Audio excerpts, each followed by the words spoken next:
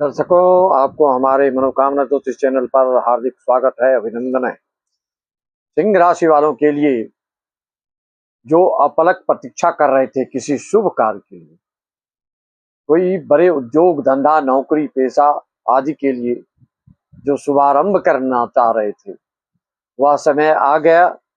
और सिर्फ आपको मले मास, अधिक मास, पुरुषोत्तम मास, इनके कई नाम हैं, जिसका कि नियम आप जानते हैं कि 60 दिन में बीच का जो 30 दिन का रहता है, 15 दिन पहले और 15 दिन बाद का शुद्ध माना गया है, और बीच का जो 30 दिन है वो अशुद्ध मले मास के रूप में जाना जाता है।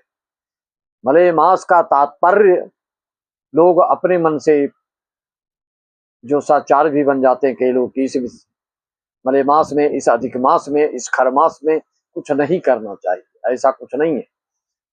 इस मास में जो हर एक 3 साल के बाद आता है, इसमें विशेष फल मिलता है हर अनुष्ठान पूजा पाठ का। चलिए, मैं इस विषय को यहीं छोड़ रहा हूं। मेरा काम है अभी आपको गोचरीय स्थिति से अवगत कराना सिंह राशि वालों के लिए। तो आप श्री गणेश करने से पूर्व श्री गणेश जी की स्तुति का स्मरण कर लें। वक्रतुंड महाकाय सूर्यकोटि समप्रभ निर्विघ्नं कुरु मे देव सर्वकार्येषु सर्वदा। पहले से वीडियो डाला हुआ है हमारा, ये नहीं कहेंगे कि कोई किसी का सुन के बोल रहा है। मई मास आते ही एक से एक योग प्रारंभ हो चुका है सिंह राशि वालों के लिए। हाथ पर हाथ रखे जो रह जाएंगे वो चूक जाएंगे, इसलिए चिड़िया चुग गई खेत वाली कहावत लागू मत होने दीजिए। मई शुरू होते ही हर्ष का कोई ठिकाना नहीं। ये वर्ष जो है सिंह राशि वालों के नाम से जाना जाएगा। इस वर्ष आपके उत्कर्ष का रहेगा, फर्श से अर्श तक पहुंचने का रहेगा। खर्च सीमित करें, अन्यथा अर्थ योग भी आपका संतोषप्रद रहने वाला है, संतोषजनक रहने वाला है। आपका आध्यात्मिक पावर जो है बढ़ चढ़ कर बोलने वाला है। यह केतु के सिंह राशि में होने के कारण मघा नक्षत्र में भी चल रहे हैं, जो कि आध्यात्मिक सिंहासन का प्रतीक है। मित्रों, ज्योतिष शास्त्र के अनुसार कुंडली में सर्वाधिक महत्वपूर्ण भाव को देखा जाए, उन्नति, तरक्की, भाग्योन्नति के दृष्टिकोण से, तो नवम भाव, दसम भाव, एकादश भाव, इन सब चीजों में क्या होने जा रहा है आपके मई माह में?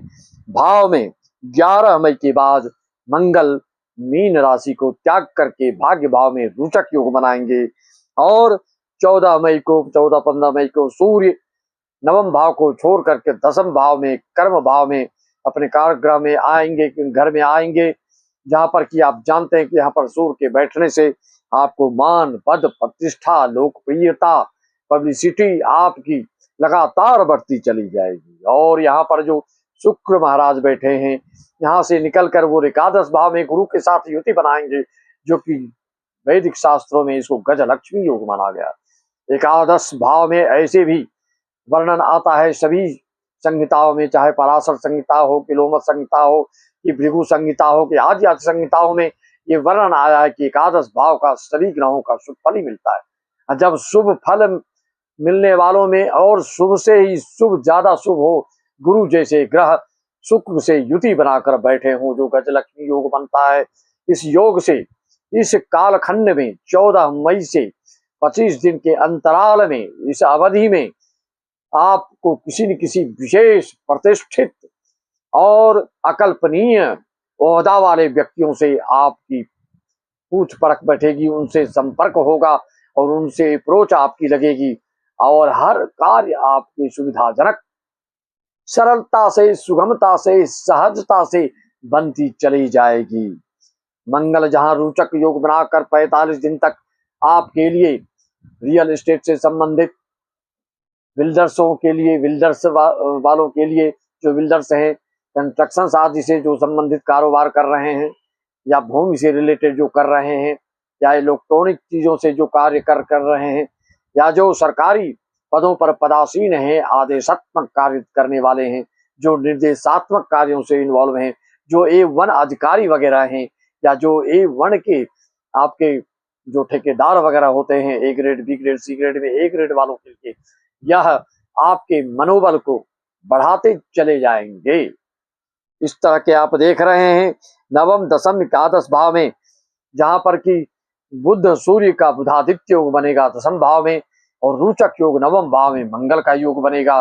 गज लक्ष्मी योग एकादश भाव में शुक्र गुरु का युति गज लक्ष्मी योग बन करके आपकी हर मनोकामना, इतना ही नहीं, यहाँ से सप्तम दृष्टि इनकी संतान भाव पर, तो अचल संपत्ति और संतान से संबंधित, संतान की प्राप्ति, संतान को सर्विस की प्राप्ति, संतान को मौलिकता की प्राप्ति, संतान से खुशखबरी की प्राप्ति, और संपत्ति से भी पूर्व जन्म के मौलिक, पूर्व जन्म के पुंज, पूर्व जन्म के आपके पुण्य पुंज के प्रताप से हर चीज प्राप्त होने जा रही है। हर साल किसी न किसी का विशेष राशि वालों के लिए होता है।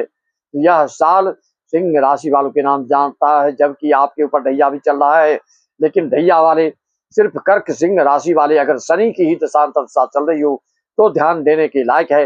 अन्यथा सिर्फ आप श्री राम जय राम बोलकर हनुमान चालीसा का प्रतिदिन पाठ करें, गुड़ चना का भोग लगाकर या बूंदी का भोग लगाकर, और सूर्य देवता को सुबह सुबह उठ करके आपको लाल चंदन रक्त चंदन डाल करके ओम घृणी सूर्याय नमः डाल करके 11 बार पढ़िए और उनको जलार्पण कीजिए। और विष्णु सहस्त्र नाम का पाठ भी करना चाहते हैं तो कर सकते हैं, रामचरितमानस का पाठ कर सकते हैं। इन सब चीजों के करने से आपको और तरक्की उन्नति में चार चांद लग जाएगा। मित्रों, आपकी अपनी कर्म क्षेत्र बुद्धादित्य योग से आपकी ओहदा, आपकी दबदबा, आपकी धाक, आपकी वर्चस्वता, आपकी प्रभुत्वता, आपकी तेजस्वता की चरम सीमा होगी। मंत्री पद जिसको प्राप्त नहीं हुआ उसको मंत्री पद प्राप्त हो जाएगा।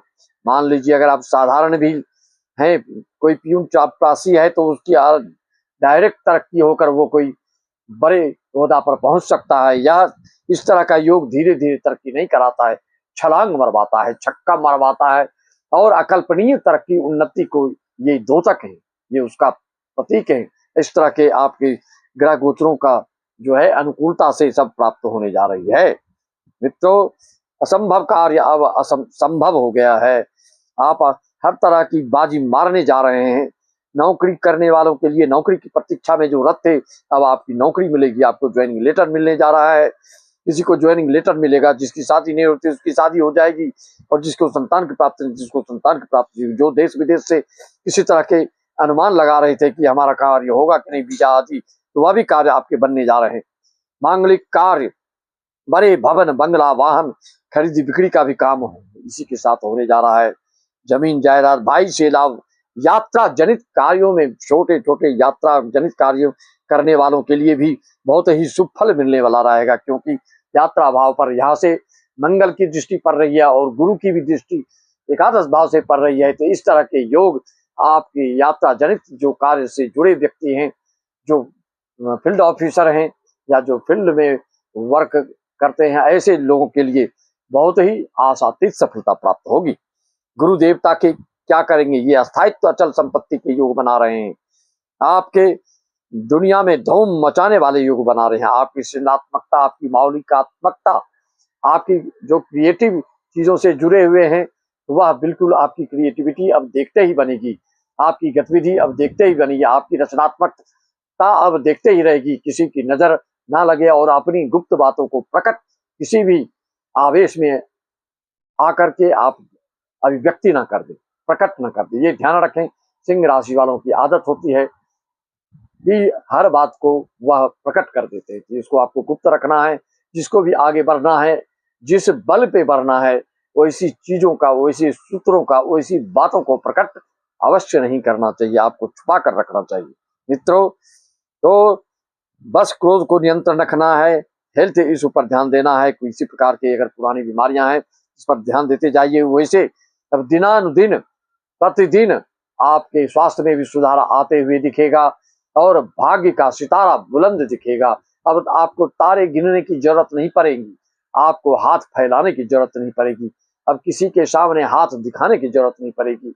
अब आपके जो ग्रह गोचर बोल रहे हैं, अगर कुंडली दिखानी है तो आप दिखा सकते हैं कि आपकी दशा अंतर्दशा और शुभ ग्रह कारक जो ग्रह की दशा अंतर्दशा चल रही है कि बाधक ग्रह के चल रही हैं कि मारक ग्रह चल रहे हैं, ये सब देखना हो, दिखाना हो तो आप मेरे व्हाट्सएप नंबर पर अपने संतान से संबंधित हो या दाम्पत्य जीवन से संबंधित हो, संपर्क साध करके हर समस्या और शंका का समाधान और परिहार रेमेडी और आप प्राप्त कर सकते हैं।